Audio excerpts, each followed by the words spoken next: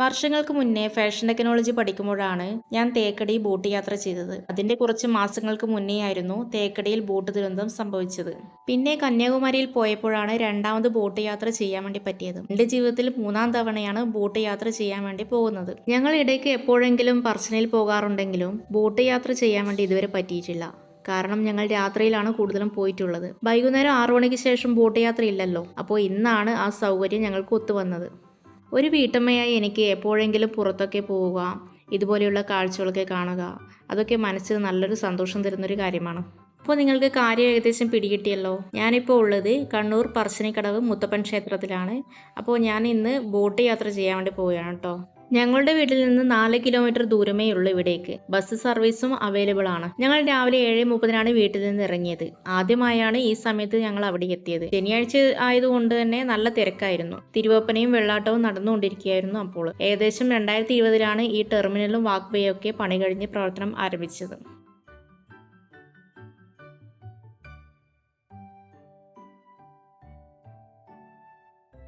മടപ്പുരയുടെയും ഊട്ടുപുരയുടെയും ഇടയിൽ കൂടെയുള്ള ഈ വാക്ക് വേയിലൂടെ നമുക്ക് ബോട്ട് ടെർമിനലിലേക്ക് പോവാം. ഈ വാക്ക് വേയുടെ 2 സൈഡിലും ഒരുപാട് പേർക്ക് ഇരിക്കാനുള്ള ഇരിപ്പിടവും ഉണ്ടാക്കിയിട്ടുണ്ട്.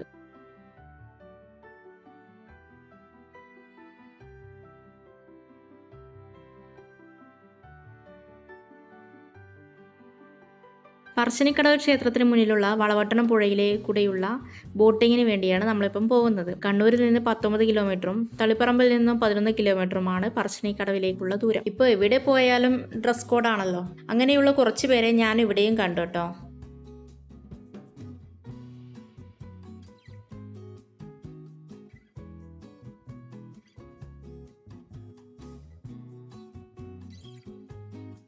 അതുപോലെ തന്നെ ഞങ്ങളുടെ പറശ്ശിനിയിലും ക്യാമറയിൽ ഫോട്ടോസൊക്കെ എടുത്ത് അത് അപ്പോൾ തന്നെ ലാമിനേഷൻ ചെയ്ത് കൊടുക്കുന്നുണ്ട് കേട്ടോ. ഫ്രെയിം ചെയ്ത് വെച്ച അടിപൊളി ഫോട്ടോസൊക്കെ അവിടെ ഡിസ്പ്ലേക്ക് വെച്ചിട്ട് കണ്ടായിരുന്നു. വൈകുന്നേരമൊക്കെ ഇവിടെ വന്നാൽ കാറ്റൊക്കെ കൊണ്ടിരിക്കാൻ പ്രത്യേക ഫീൽ തന്നെയാണ്. മലബാറിന്റെ പ്രകൃതി ഭംഗി ജനങ്ങളിലേക്ക് എത്തിക്കുക എന്നൊരു ദൗത്യവുമായി സർക്കാർ തുടങ്ങിയിട്ടുള്ള പ്രൊജക്റ്റാണ് ഈ പറശ്ശിനിക്കടവിലുള്ള ഉല്ലാസ ബോട്ടിംഗ് യാത്ര.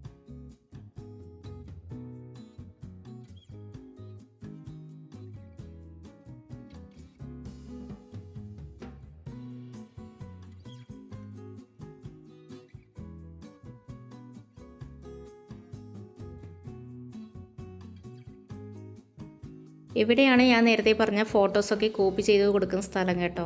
അപ്പോൾ 100 രൂപയാണ് ഒരു ഫോട്ടോ കോപ്പിക്ക്.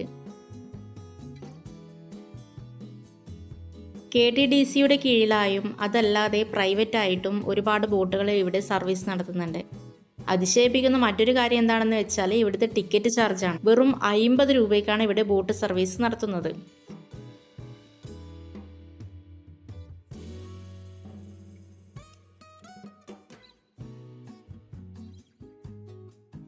ഇതേ ഇവിടെയാണ് കേട്ടോ ടിക്കറ്റ് കൗണ്ടറൊക്കെ ഉള്ളത്. അപ്പോൾ ഞങ്ങൾ ടിക്കറ്റൊക്കെ എടുത്തിട്ട് ബോട്ടിലൊക്കെ കയറി കേട്ടോ.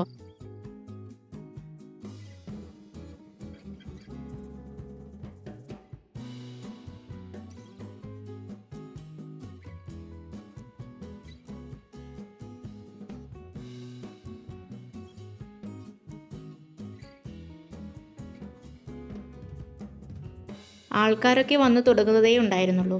ഇതേ കാണുന്നതാണ് കേട്ടോ പറശ്ശിനി പാലം.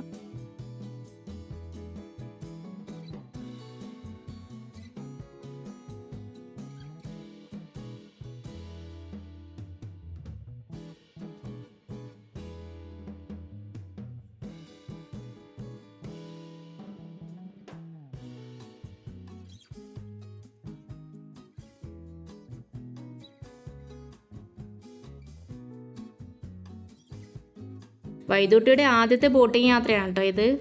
പറശ്ശിനി പാലത്തിലൂടെ യാത്ര ചെയ്യുമ്പോഴും അതല്ലാതെ അവിടെ നിന്ന് നോക്കുവാണെങ്കിൽ ഈ പറശ്ശിനിക്കടവ് ക്ഷേത്രത്തിൻ്റെ മുന്നിലൂടെ ഒഴുകുന്ന വളവട്ടണം പുഴയുടെയും അതിലേക്കൂടെയുള്ള ബോട്ട് യാത്രകളും എല്ലാം കൂടി നല്ല ഭംഗിയുള്ള ഒരു കാഴ്ച നമുക്ക് കാണാൻ വേണ്ടി പറ്റും. എല്ലാ പ്രായത്തിലുള്ളവർക്കും എൻജോയ് ചെയ്യാൻ പറ്റുന്ന ഒരു ബോട്ടിംഗ് ആണ് ഇവിടെ ഉള്ളത്. പ്രത്യേകിച്ച് കുട്ടികൾക്ക് എന്തായാലും ഇഷ്ടപ്പെടും.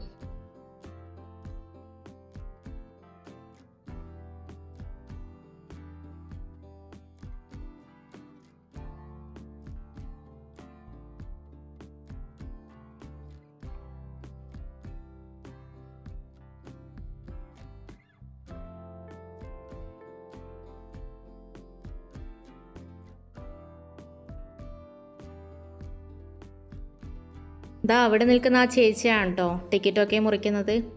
അങ്ങനെ ഞങ്ങൾ ബോട്ടിലെ യാത്ര തുടങ്ങി കേട്ടോ.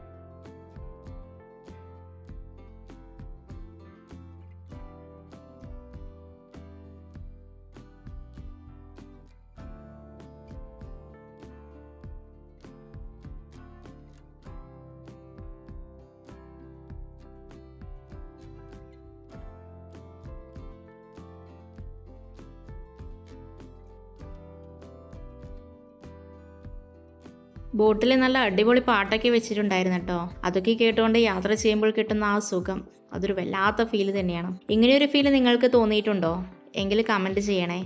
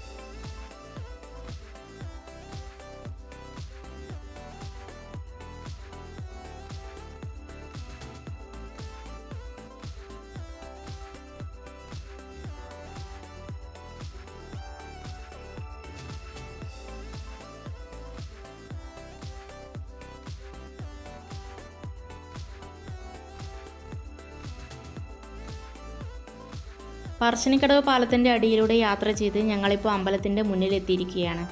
നല്ലൊരു എക്സ്പീരിയൻസ് ആയിരുന്നു. തീർച്ചയായും ഫാമിലിയായിട്ട് വന്ന് ഈ യാത്ര എൻജോയ് ചെയ്യണം.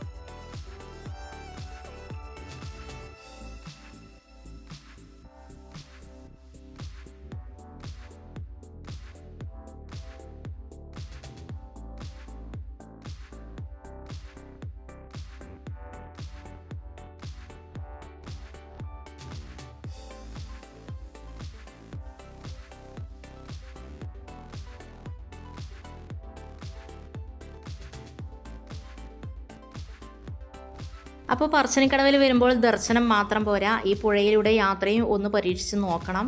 കുറഞ്ഞ ചിലവിൽ കുടുംബത്തോടൊപ്പം ആസ്വദിക്കാൻ പറ്റിയ ഒരിടം.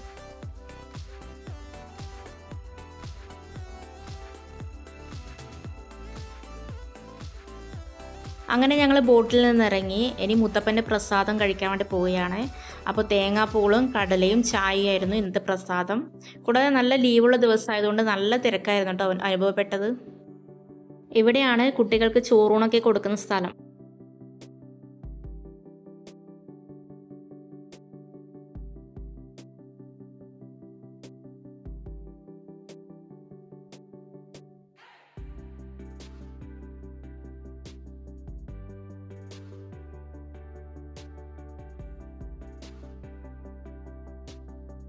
പിന്നീട് ഞങ്ങൾ പോയത് ഹസ്ബൻഡിൻ്റെ ഫ്രണ്ടിൻ്റെ കടയിലേക്കാണ്. ഗിരീഷ് എന്നാണ് അദ്ദേഹത്തിൻ്റെ പേര്. അപ്പോൾ ഇതാണ് കേട്ടോ ആ കട.